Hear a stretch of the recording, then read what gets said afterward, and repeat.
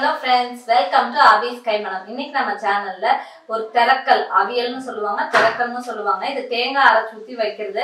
இதுக்கு மார்னிங் டிஃபனுக்கு நைட் டின்னருக்குலாம் நல்லா இருக்கும். இட்லி, தோசை, சப்பாத்தி கூடவும் இது ரொம்ப நல்ல காம்பினேஷனா இருக்கும். இது வந்து கத்திரிக்காவும் உருளைக்கிழங்கு மட்டும்தான் இதுல காயும் சேர்க்க போறோம். இது ரொம்ப ஈஸியா பண்ணிடலாம். வாங்க இதை எப்படி பண்றதுன்னு பார்க்கலாம். இது பண்ணுறதுக்கு முதல்ல ஒரு மிக்சர் ஜாரில் ஒரு காமூடி தேங்காவை இந்த மாதிரி கீறி போட்டிருக்கேன். இது கூடவே 1 டீஸ்பூன் சின்ன ஜீரகம் சேர்த்துக்கிறேன். கூடவே 1 டீஸ்பூன் மிளகு, அதுக்கப்புறம் 1.5 டேபிள் ஸ்பூன் சோம்பு சேர்த்துக்கிறேன். அப்புறம் இதில் 4 முந்திரி பருப்பும் 2 வெள்ளை பூண்டும் சேர்த்துக்கிறேன். 1 டீஸ்பூன் பொட்டுக்கடலை சேர்த்துக்கிறேன். பொட்டுக்கடலையும் ரொம்ப க்ரீமாக வரும், அதனால் பொட்டுக்கடலையும் முந்திரி பருப்பையும் பார்த்து சேர்த்துக்கோங்க. இது நைஸாக அரைச்சதுக்கப்புறம் இதில் 1 டேபிள் ஸ்பூன் சாம்பார் மிளகாத்தூளும் 1 டேபிள் ஸ்பூன் மல்லித்தூளும் சேர்த்து நல்லா நைஸாக அரைச்சி எடுத்துக்கோங்க. இப்போ பாருங்கள், பேஸ்ட் நல்லா ரெடி ஆயிடுச்சு. இப்போ நம்ம செய்ய ஆரம்பிச்சிடலாம். அதுக்கு ஒரு குக்கரில் முதல்ல 1 டேபிள் ஸ்பூன் எண்ணெய் சேர்த்துக்கலாம். எண்ணெய் நல்லா காஞ்சதுக்கப்புறம் இதில் 1/4 டீஸ்பூன் பெருஞ்சீரகம், 1/4 டீஸ்பூன் சின்ன ஜீரகமும் 4 மிளகும் சேர்த்து நல்லா பொரிய விட்டுறேன்.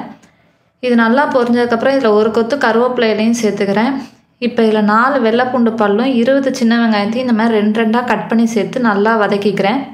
வெங்காயம் நல்லா வதங்கினதுக்கப்புறம் இதில் 1 பெரிய தக்காளியை இந்த மாதிரி சின்ன சின்னதாக கட் பண்ணி சேர்த்துக்கிறேன். இப்போ இது நல்லா வதங்கட்டும்.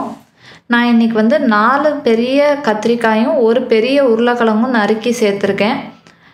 அதை வந்து இந்த மாதிரி க்யூபாக நறுக்கி வச்சுக்கோங்க. ரெண்டும் ஒரே சைஸில் இருக்கிற மாதிரி. அப்போ தான் கத்திரிக்காய் ரொம்ப குழஞ்சி போகாமையும் உருளைக்கிழங்கும் சேர்ந்து வெந்து வரும்.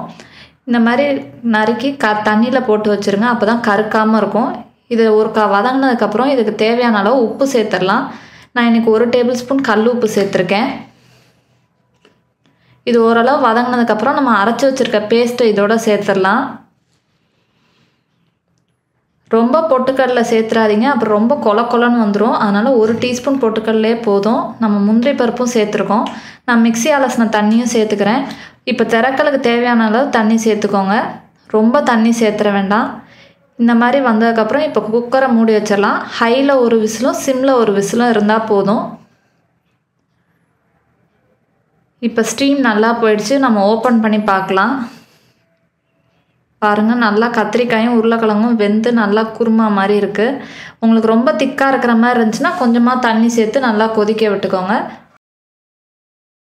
அவ்வளோதான், சூப்பரான திரக்கல் ரெடி ஆயிடுச்சு. நான் இன்னைக்கு இதை இடியாப்பத்தோட தான் பண்ணியிருக்கேன். இது ரொம்ப நல்லா இருந்தது, டேஸ்ட்டும் ரொம்ப சூப்பராக இருக்குது. நீங்களும் இந்த ரெசிபி உங்கள் வீட்டில் ட்ரை பண்ணி பாருங்கள். உங்களுக்கு இந்த வீடியோ பிடிச்சிருந்துச்சுன்னா எங்கள் சேனலுக்கு சப்ஸ்கிரைப் பண்ணுங்கள். தேங்க்யூ.